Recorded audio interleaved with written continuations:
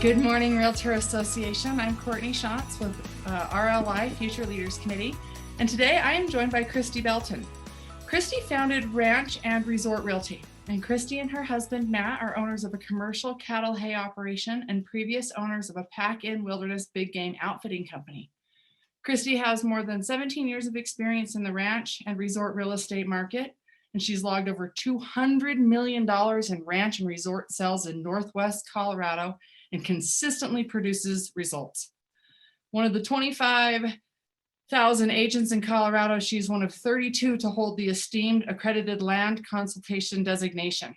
Christy was voted best of the boat ranch broker in Steamboat Springs and has been awarded the Colorado Land Broker of the Year and has been recognized for outstanding volume in the state of Colorado. That is very impressive, Christy. Big career.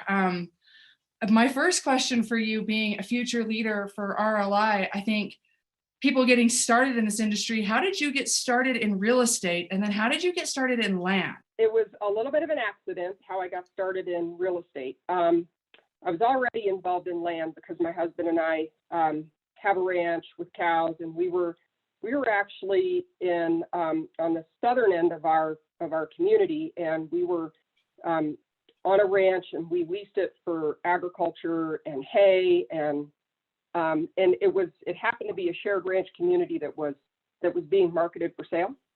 And we attended a meeting that they got a new person that was going to market, and she came up from, I think, Georgia, and they asked all the people involved with the ranch to come to this sort of brainstorming meeting so that she could gather information about the ranch and get a feel for the community and the ranch and all the, so she could do a really good job marketing. And so I was already involved in land type stuff. And then after attending this meeting, I was like, man, this person, she was so dynamic and just really like on the ball. And I'm like, oh my gosh, I want to be like that. And so I asked them the next day, she and her partner, if they wanted to come feed with us because we fed our cows with a team of horses. And she said, sure. They came out and fed with us. And so we got to, know her a little bit. And she asked if I wanted a job assisting the sales team. And it took a little while because it was going to be a big change for me. And it took a little while, and it took them a while to also get their stuff going. And eventually, I did join the sales team, and it was a great experience, and that's how I got my start. And lasted there for a little while. It was pretty corporate, so it wasn't as, after time went by, I wouldn't say it was a great fit, just because I had a little bit of a hard time adjusting to corporate type stuff. But that's how I got my start. So it was kind of an accident, but I'm glad that I happened to be at that meeting. It's like one meeting that just changed everything. And you've always done ranches. So when you got your start as the assistant, you went right into selling land and ranch. For the most part, and it was natural anyway, simply because like all the people that I knew were involved in ranching and agriculture, or I already just had that sort of maybe reputation to begin with, because a lot of that, in real estate, as reputation is just a big thing. And so, or how people perceive you or how they already know you. And so I already had that part done. And so it did make it pretty easy to just do that. That being said, I sold plenty of residential properties, especially early on, and I still do. I still help people buy residential properties all the time, and I've sold even a few condos in the last few weeks, because a lot of times ranch buyers will want to get a condo or a house in town. So those are easy. Those those are super easy, and I'll do them. I don't market them that much, just because it's a little bit of a disservice to a seller if I'm marketing their condo website. And so I tend to just refer that kind of stuff out for marketing. And what was the first big property you ever sold? That one was just a few years, probably 2 years maybe after I had started. And and it was a ranch. It was a historic ranch that had been in the same family for generations here, and they had it on the market. It was not my listing, but I had a buyer that called on another ranch listing that I had, and at the time it was a $5 million sale, and that was the first big one that I had, and it was a super high profile person, and so that made it even more, fun, and seemed at the time like it was pretty high stakes. So I learned a lot, man. I learned a ton on that because I was just so focused on it because it was a big deal. Right. Well, that segues into my next question. What is the most complex property you've ever sold where you learned the most? That definitely was one of them.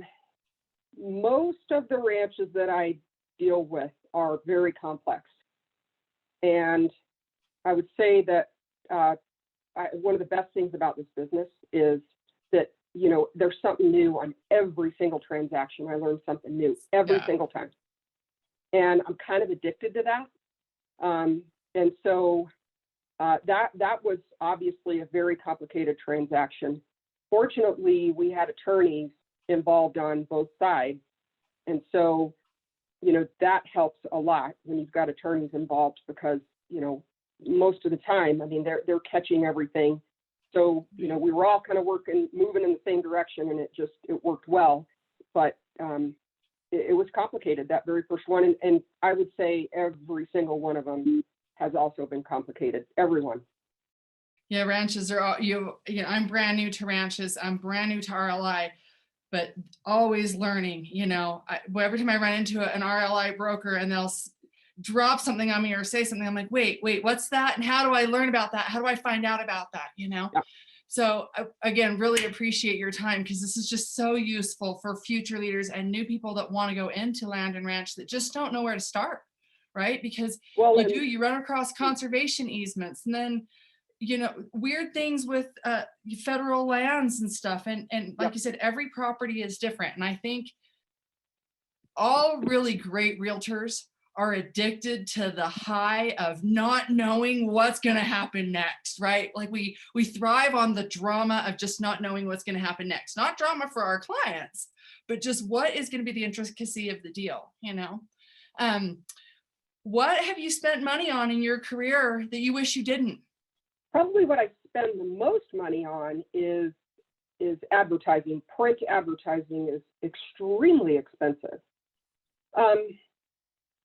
But I can't say that I wish I would not have done that because, it's a necessary, it's not a necessary evil, but it's just a necessary thing in this business that it's just part of our business. And I feel like we have to do that because, sellers, even though everything is on the internet now, sellers still like to see their properties in a magazine.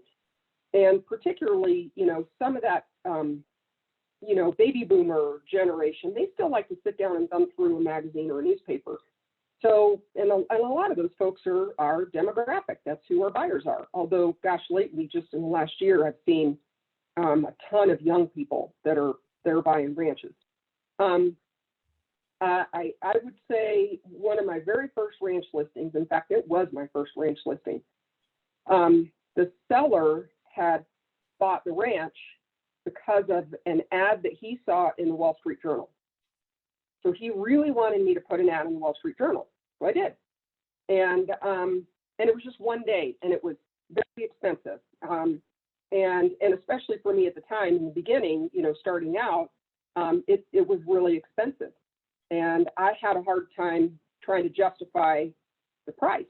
I did not get a single phone call from a buyer, but I did get phone calls from other, like Forbes and other national type magazines and newspapers wanting me to advertise in their publication. And I've even advertised in that since then in the Wall Street Journal. But the one thing I would say, even though for the one day itty bitty little, classified ad is like this big, the benefit to that was I was able to talk with sellers all moving forward. Like every seller who asks me about that, I'm able to share that story that I've done it, been there, done that. For that particular ranch on that particular day with a classified ad, it didn't work. And like I said, I've done it since then, but it wasn't money wasted because I was able to talk about my experience with sellers. Yeah, So and that's always a good real estate experience when you can take something that cost you money that didn't make you any money, and you learned from it, and now you do have an experience so that you can share that with your sellers, so maybe you don't have to do that in the future, right? So what would you say, you're talking a lot about your advertising and whatnot, what do you think is the single best investment you've made in your career that has helped you be successful and reach $200 million in land and ranch sales? Probably, if I had to say any one thing that I've spent time and money on, it would probably have to be education. Probably education would be the simplest answer. I try to do in-person classes. That's the reason I do not have much Zoom experience, because I try to do in-person classes when I can. And I always come away with a little pearl or a little nugget. And then especially like with RLI crowd, you're dealing with a different level of broker. And you said you're new to RLI. Mm-hmm. And so, just wait, it'll knock your socks off, because pretty much when I take a class in RLI, probably half of the group could teach the class. So you've got somebody who's teaching and they know what they're doing, but then you've got such a large contingency in the class that not only knows exactly what that instructor's talking about, but can add to it. And these classes are typically very interactive. So I learn as much from my fellow RLI people as I do generally from the instructor, and sometimes more. So in particular, the RLI education classes are by far, they're the best investment I've made by far. I love hearing that, because it is so true. I even in the residential, like I said, I'm new to RLI, but any idiot can hang a sign. Any idiot can put a lockbox on your door and open that lockbox, right? It's about what happens next. Yeah. Are you in it for a good time, or are you in it for a long time, right? And I love that education is your answer, because education is key to weeding out the people that aren't in it for a long time, to weeding out the brokers that are in it for themselves. Right? Because profit's such a dirty word, and the payday is such a dirty word, and people want to talk about commission, but we don't work on commission. I've never worked on commission. It's a professional services fee. I have a license, I have education, I have ethics, right? I have insurance. And so I love that education is your answer, because I think education's the key to solving so many industry problems, right? What would someone need to know to emulate your practice throughout Colorado and other parts of the country? Somebody asked me about this summer. They were actually, it was this winter. They were thinking about getting a real estate license. And I generally encourage people, if they're thinking about it, try it. It's the barrier to entry is pretty low. It doesn't cost a lot of money to get into the business. It costs a lot of money to be in it and stay in it and operate in it. But, I generally encourage people to do that. But I would say to continue at it, to make it work and to stick with it. The one thing that I told the guy that I was talking to this winter, I said, basically, you better have like strong bootstraps and know where they are and get familiar with them, because the business can be really tough, and the setbacks can be, they can just be, they're setbacks, just like anything else, that we deal with. But they tend to be a little magnified in this business, I think. And so if you can find your bootstraps and you know where they are and you can use them, because you're going to need them, the better you are at that, then I think you pick yourself back up and then you keep going.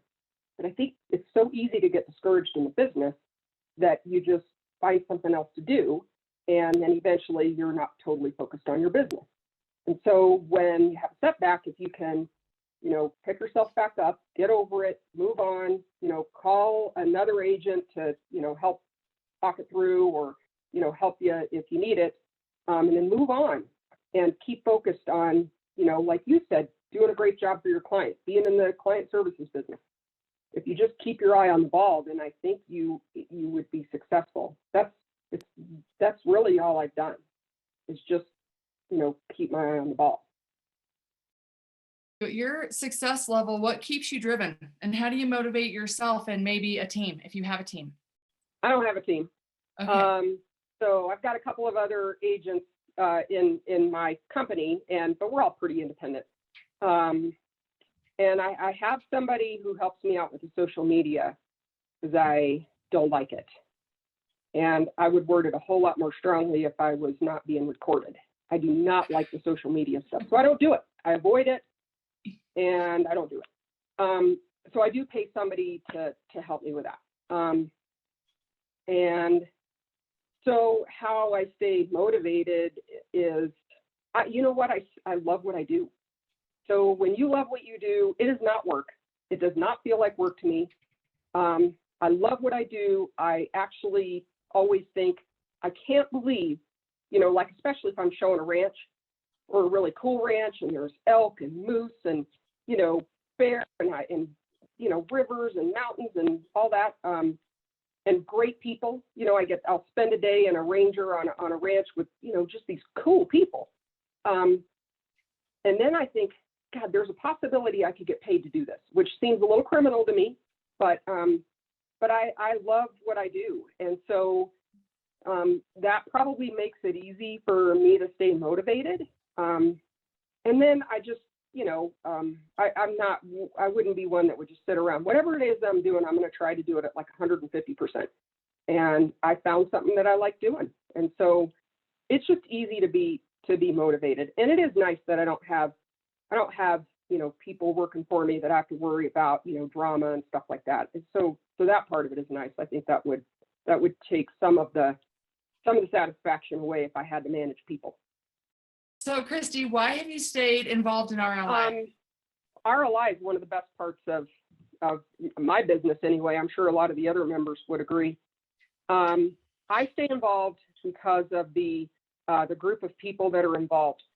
It is, like I said earlier, it is just a high level of agents with, just seems to me like naturally good ethics. I've never gotten the idea with RLI that, that the pie is like just this big and it's a limited pie.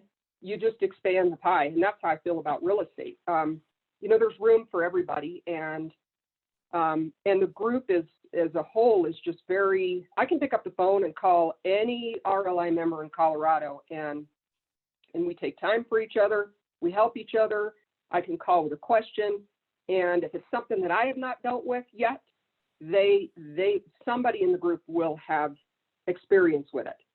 So that helps us help our clients because we have this big network of people who are involved and who know more than I do.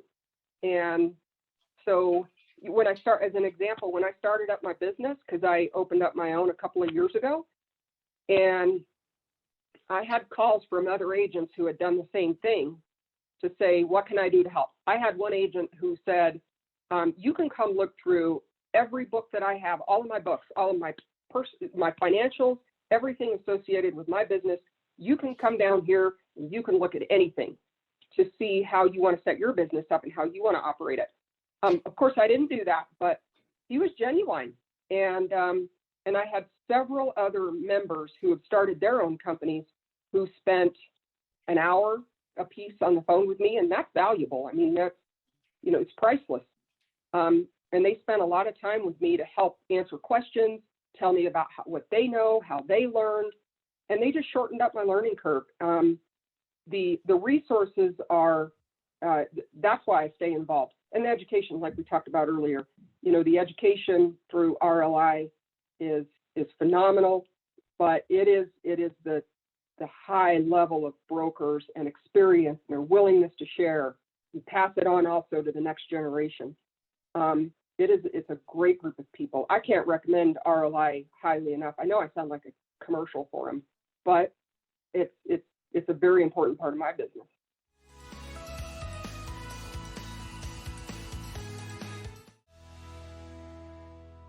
Christy, thank you so much for your comments on RLI. As this is a Future Leaders Committee meeting, it just is so important that people understand the importance of RLI and what the other RLI brokers can provide and how we can help each other. So I have a very candid question for you. As a woman, what is the biggest thing that you've faced, the biggest challenge you faced being a land and ranch broker? I'm sure it can't have always been easy. No, it hasn't been easy, but I don't think, I think if I were male, I would have the same challenges that I've had. I don't think that, me being a female in this business is any easier or harder than it would be for anybody else, no matter, who they are. So it can be challenging no matter what. It's just like anything else that we do, any other business that you might start. It can just be challenging, which was sort of my comment earlier, be able to pull yourself up by your bootstraps because you're going to have to. And, but I would say that's appropriate for any business. And then, I often tell people too, when they're thinking about getting into the business, is if your skin isn't very thick, like you should grow some more layers of skin because you're going to need thick skin.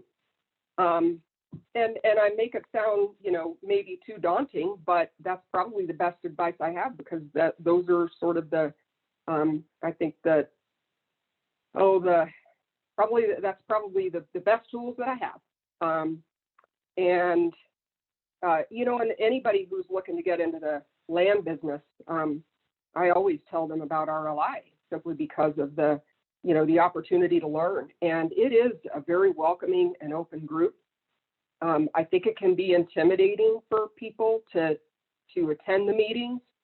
I think sometimes maybe, they're like, it's like drinking from a fire hose for the first few meetings because it's a pretty fast moving crowd and the information is moving along, fast. And there's a language, that the more familiar you become with all the terminology and the language, the more comfortable you feel. But it is a very welcoming group of people, and it is a phenomenal resource. I cannot emphasize enough what a great resource RLI is. Again, Christy, I really do appreciate your time. I know you're busy at $200 million in your career. I just want to give you just accolades and props. I just think that is just so incredible, and how much you had to put into yourself, like you said, with your education, and how much you've had to give of yourself and all the miles you've probably put on your car. So, I just think that's incredible. It's fun. I've been lucky to do this. It's fun. It's been a great chapter of my life. And if you're new to it, you're gonna, once you get used to it and get going and get your legs under you, you'll have a blast. It's a lot of fun.